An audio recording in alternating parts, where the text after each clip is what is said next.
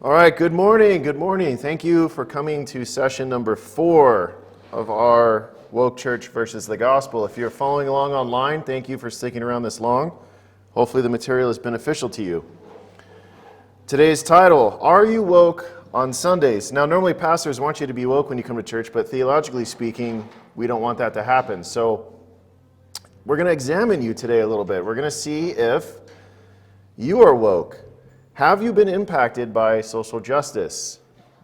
Does Orthodox Christianity offend you? What is the lens through which you look at the world? Is it the Bible or is it social justice? My hope is to help you discover in yourself if you've become woke by gently showing you some biblical positions and letting you see how you react to those. So hopefully we can see, or you can see in yourself, which theological system you're operating under. Again, everything is done in grace and love. Our intention is never to attack, but to expose error. Hopefully we do this in a loving way so that you can come to know the truth more clearly in your own life. So again, if you're just tuning in, we are in session 4. We're halfway through. We've already done sessions 1, 2, 3, and we have 5, 6, 7, 8 coming.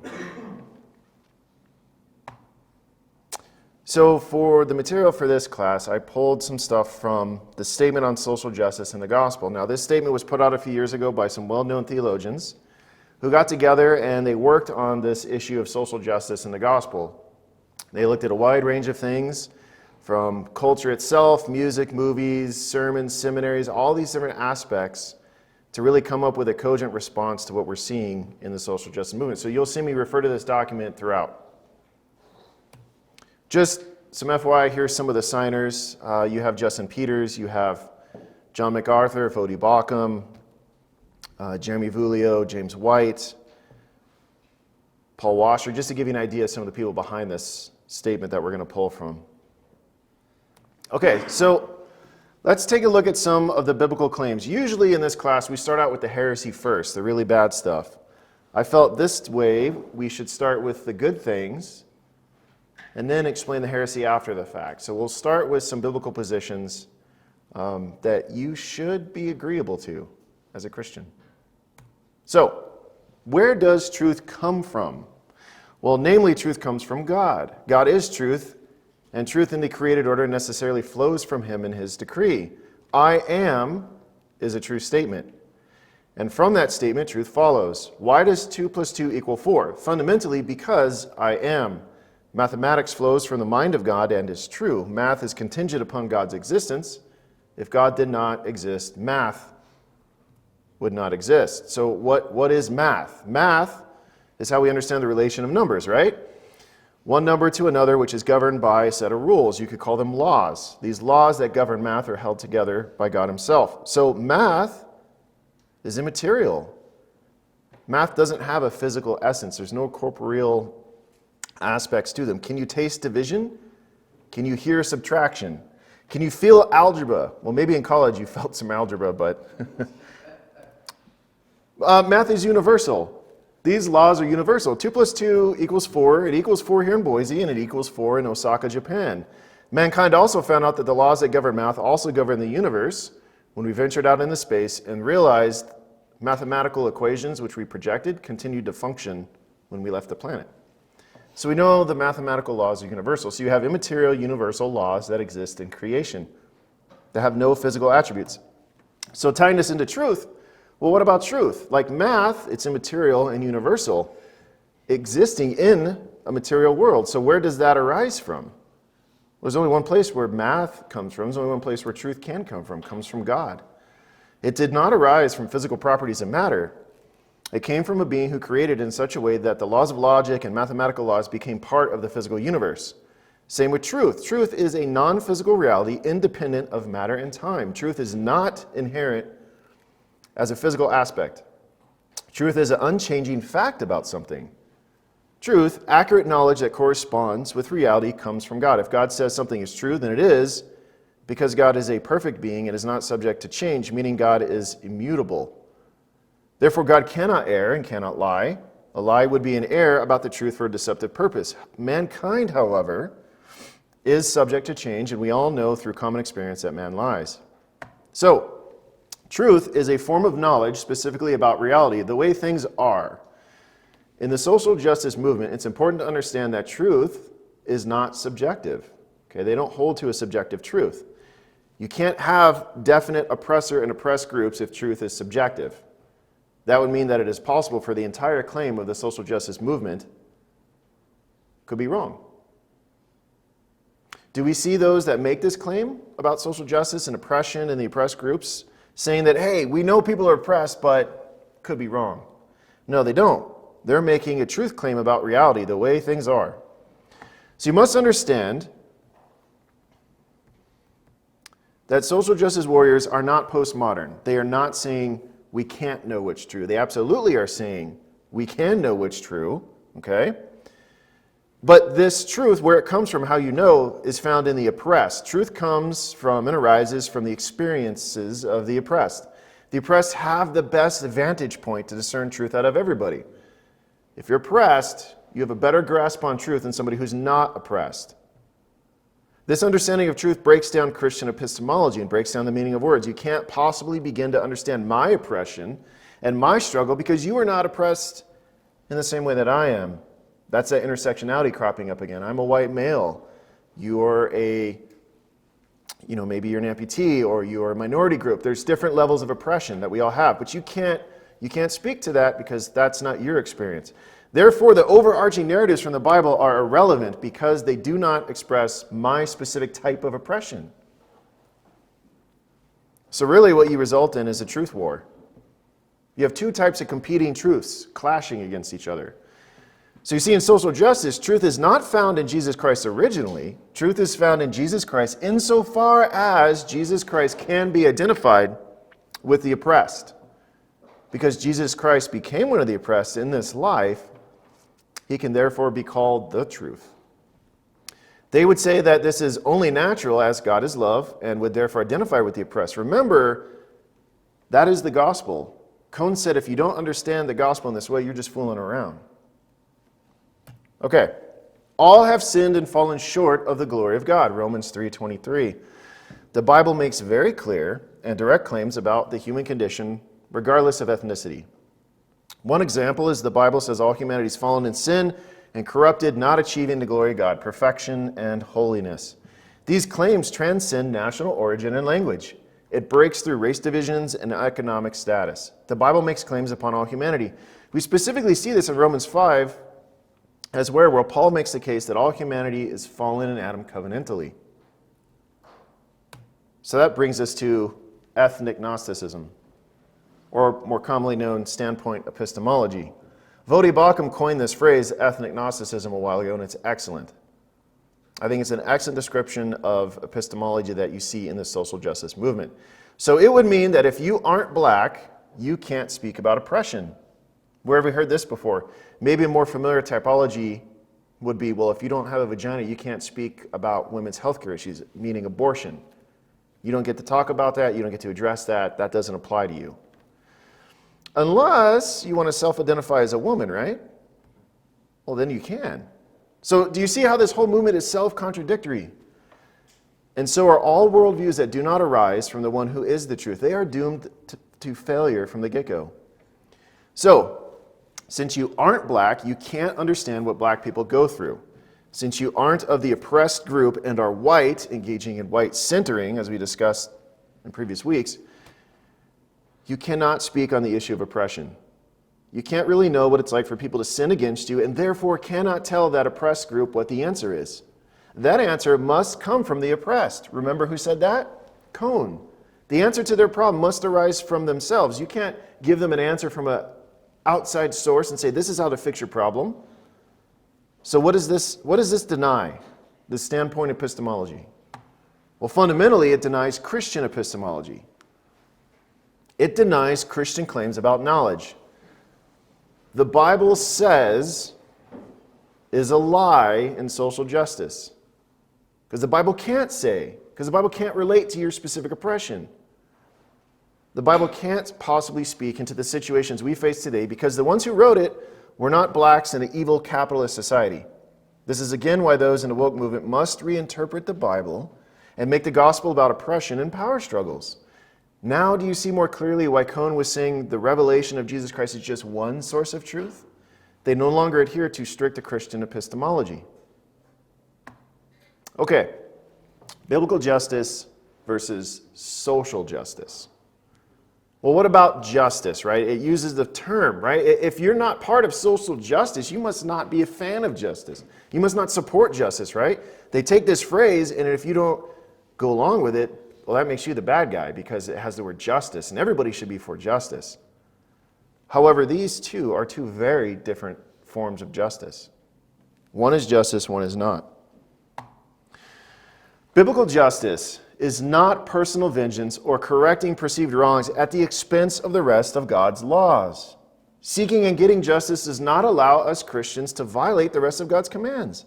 We do not get to harm our neighbors to achieve what we consider to be justice. God commands magistrates and us to execute justice for the poor and the fatherless. Think of Isaiah 1:17. Learn to do good, seek justice, correct oppression, bring justice to the fatherless and the widow's cause. God never says to achieve that through harming your neighbors.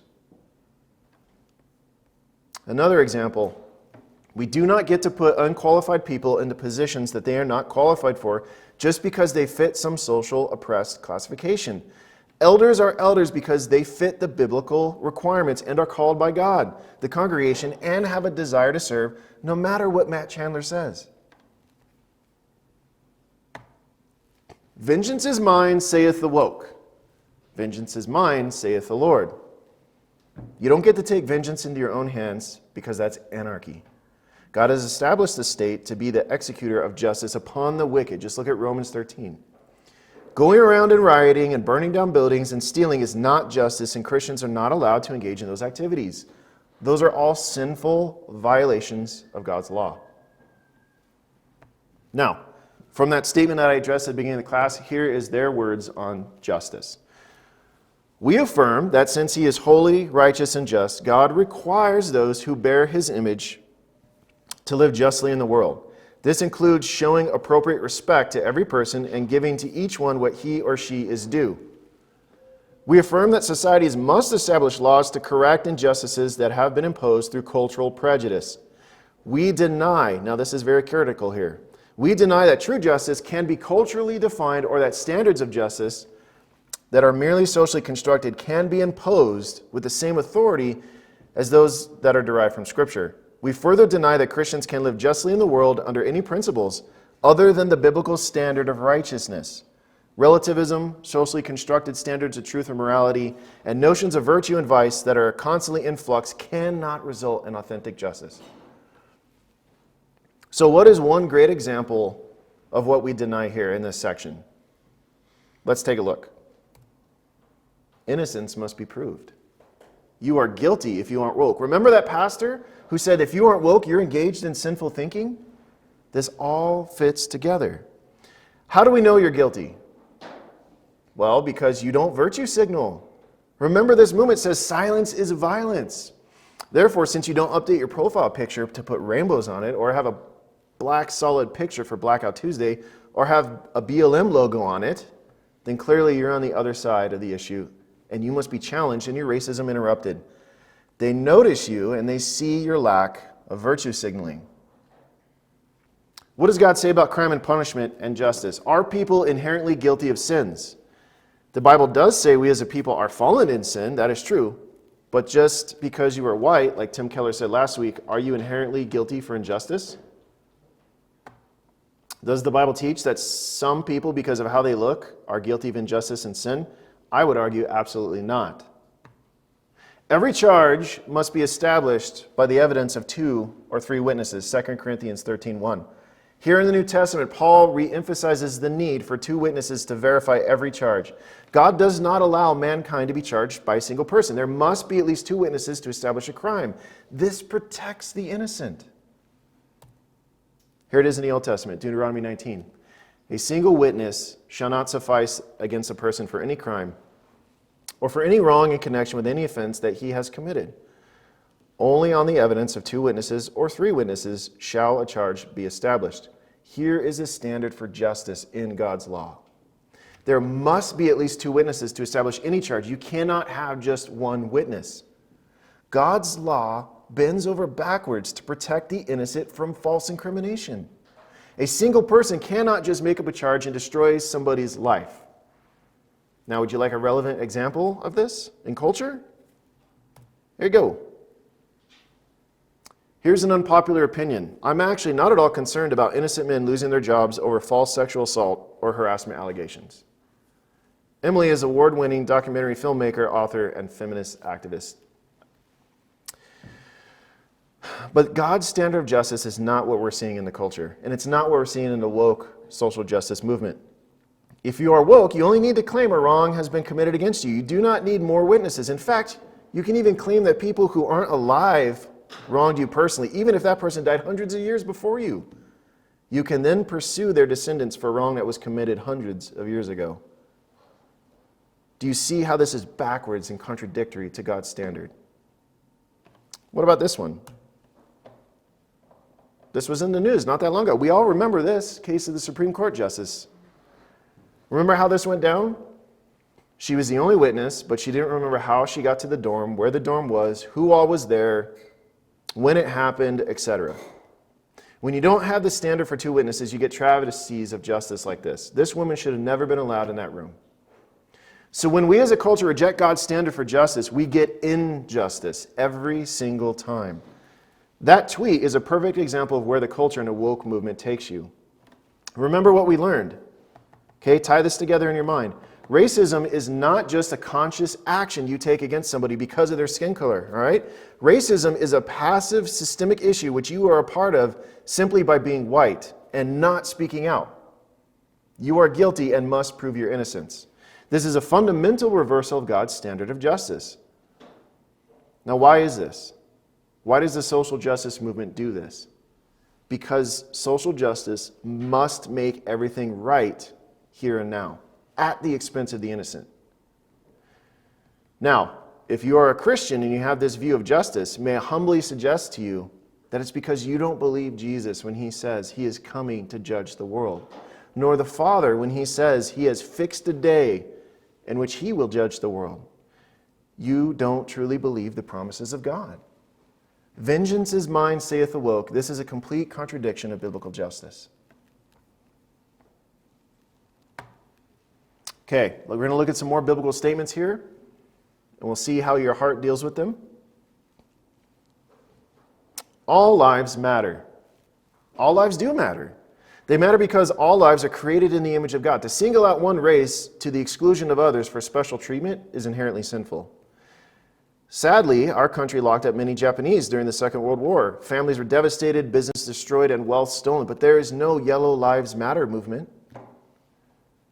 Our country made numerous treaties with different Indian tribes and repeatedly broke them, then massacred the Indians and stole their land. Where is the Red Lives Matter movement? Why is it just one color lives matter? And why is it only some of that one color matter, as we demonstrated with that abortion video? And why is it not just about lives being taken by the government, but about sexual ethics and economics? Do you see how this is betraying its own cause? That it's not really concerned about the things it purports to be concerned about? What if I said to you, white lives matter? Does that make you feel uncomfortable? That means you've been impacted by this movement or possibly something else. Rather, as Christians, we say all lives matter. We must love our neighbors as ourselves. Some cultures are better than others. Has that ever crossed your mind? It does in the social justice movement. Here's a statement from here's a quote from that statement on social justice that I read to you. This is specifically dealing with cultures. We affirm that some cultures operate on assumptions that are inherently better than those of other cultures because of the biblical truths that inform those worldviews that have produced these distinct assumptions. Those elements of a given culture that reflect divine revelation should be celebrated and promoted. But the various cultures out of which we have been called all have features that are worldly and sinful. And therefore those sinful features should be repudiated for the honor of Christ. We affirm that whatever evil influences to which we have been subjected via our culture can be and must be overcome through conversion and training of both mind and heart through biblical truth. Now notice what they deny here. We deny that individuals and subgroups in any culture are unable by God's grace to rise above whatever moral defects or spiritual deficiencies have been engendered or encouraged by their respective cultures. So if this is true, then it is okay to shun certain cultures that had negative traits, right? Like cannibals. Why would we want a tribe of cannibals living next to our children? Right? So very clearly we understand that some cultures are inherently better. What makes some cultures better than others? Well, even the notion of better assumes an objective standard by which to judge and come to that conclusion. As a Christian, a culture is deemed good or bad, better or worse than the next by only one factor: that culture's adherence to the law of God. The more a certain culture adheres to God's law, the better it is. It's that simple. Is the American culture better than the ancient Greek culture? Yes, in many ways. For example, we do not allow pedophilia in America. The Greeks did. We also do not have legal businesses that operate as temple prostitutes that walk down the streets looking for customers. What about the Mayan culture? When America has defeated an enemy in battle, do we haul off those we have defeated and take them to the top of a temple and carve out their heart where they're still alive and offer it to some deity? Is that how we treat prisoners of war? So America does have major faults, right? I'm simply using that as a contrast which we can understand and relate to. I'm not saying America is perfect. We have murdered somewhere close to 70 million of our own citizens before they ever took their first breath. Way more than the Mayans ever killed through sacrifices. So don't think this is simply to say that America is better than everybody else. The point is that all cultures have degradation through sin, some more than others. But nobody is a victim of their culture, and through the gospel of Jesus Christ, they can rise above the sinful aspects of their culture for God's glory. All religions are not equal. As Christians who affirm the revelation of Jesus Christ, we recognize that Jesus Christ is God in the flesh. Therefore, any religion that minimizes Jesus in any way from that truth is not true and cannot be considered equal with Christianity. It necessarily has to be false because it contradicts the claims of Christianity. Now, this is not some new and marvelous statement that I'm making to you. The second largest religion in the world, Islam, also believes this about Islam. Billions of Muslims think Christianity is false and inferior to their faith. It's only the woke social justice warriors who have abandoned logic here who seek to say all religions are good and equal when they really are ignorant of the reality of the claims each religion makes. If the idea that some religions are inferior and false bothers you, and you are a Christian, you have been impacted by wokeism, by the social justice movement. Men and women are not equal.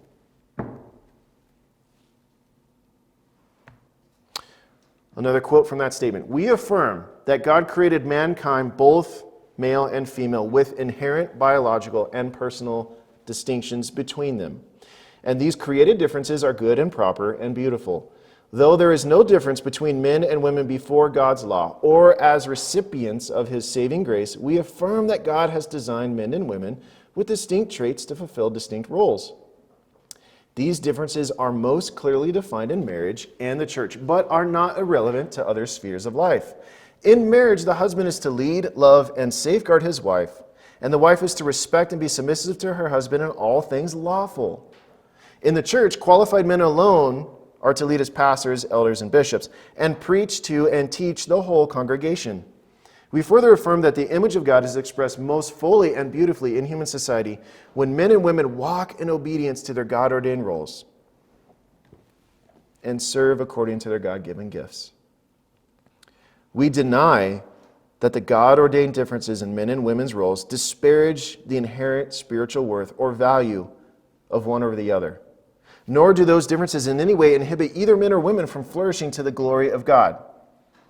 So, women are not equal with men. Men are not equal with women. Let's focus on that aspect of this as we look at how it relates to the woke movement and the culture at large, because they focus on this very heavily. So why should they be? Why should men and women be equal? Why should women be equal to men, right? That's the movement in our culture. Why should women be seeking to be equal with men? The entire concept is about, when you think about it, a woman becoming a man. What happened to becoming a woman? The woke and feminist movements have devalued women so much that they are trying to get women to be everything that men are. Compete in the same sports, do the same jobs in the military, etc., etc. Women have differences and men have differences between the two genders. Okay? We are not the same. We are created different by God for different tasks and roles. We complement each other in the created order. The rush to have equality with men, to be just like a man, is to lose womanhood. It's interesting that the feminist and woke movements don't push for men to be like women. That's how much they actually hate the woman as created by God. You would think feminism would say women are the better gender due to certain traits or qualities, and that we should all be like women, pro-woman, right? Yet their entire movement is based around trying to tell women they can be men. As if that is the pinnacle of creation. Men and women together, created in God's image, is the pinnacle of creation. It was not good that Adam was alone, and it's not good if this planet only has men on it. So don't be fooled into thinking that these movements are pro-women. They are wannabe men movements, giving up and forsaking their inherent created beauty and dignity and worth as women. This idea that being a woman as created by God is some form of oppression is a hateful lie as to what women are created to do. Women do things that men cannot do because we were not created to do those things. There is beauty and symmetry in our differences. We should be exhorting the unique characteristics that make us specifically gifted to carry out our certain roles in the created order, not trying to forego one's gender giftings such to become like the other. Young, restless, and woker than thou. So at this point, you may find yourself somewhat restless by the statements that I've made. Clear, biblically sound statements. Maybe what I have said so far actually really hasn't, to use a modern term, triggered you.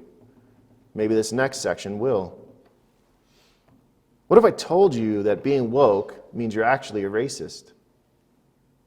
The very thing it's trying to go against. Let's take a look. When me and Brad first met, I didn't think we'd get along, but turns out we kind of agree on everything. Your racial identity is the most important thing. Everything should be looked at through the lens of race. Jinx, you owe me a Coke.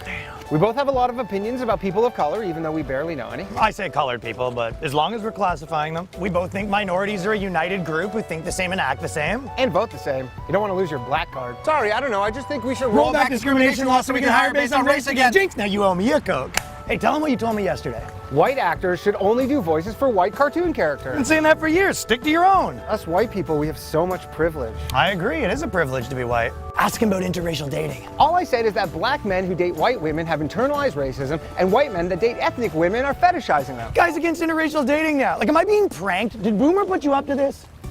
Ugh, you know that taco place is white owned? White people should be making white foods like Kraft macaroni and cheese, no seasoning, not even salt. It's like he's a mind reader. I mean, I've been pushing for segregation forever, and my man does what? I created an improv comedy show exclusively for ethnic people. Guy segregates comedy on my birthday. White people need to stop wearing dreadlocks, and they need to stop appropriating black people's music. Shaved heads and country music, the way God intended.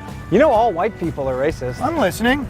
Even if you have a black wife or a black friend group, you're still really racist. You know, we just kicked a guy out of the organization for having a black girlfriend, but if you can promise me he's still really racist, we'll consider letting him back in. Black people should only shop at black businesses.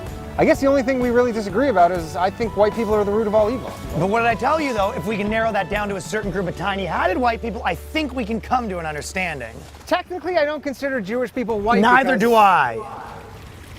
Okay, so hopefully that skit really illustrates just the insanity of what's going on, right? So you have the woke movement, which is pushing for separations and barriers. It's the opposite of unity in Christ, right? We should be coming together under the lordship of Jesus Christ, not segregating ourselves and looking for ways and exhorting our differences. That's not what we're to be doing. So in an effort to engage in social justice, the race movement has actually taken on many racist ideals. For instance, the idea that blacks should only shop at black businesses. This was made illegal, but it's now being propagated.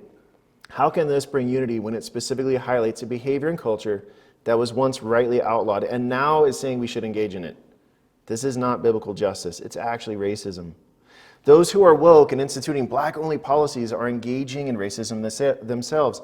They specifically make everything about color and oppressed classes. It becomes their identity. something we will look into more next week. So I leave you with this. Romans 1:22, professing themselves to be wise, they became fools.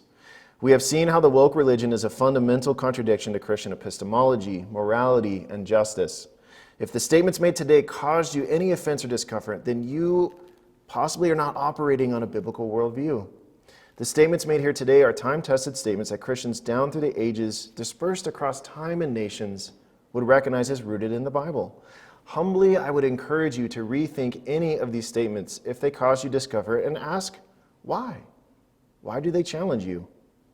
Why does your position on these not line up with the teaching of Scripture? Is it possible you are woke on Sundays?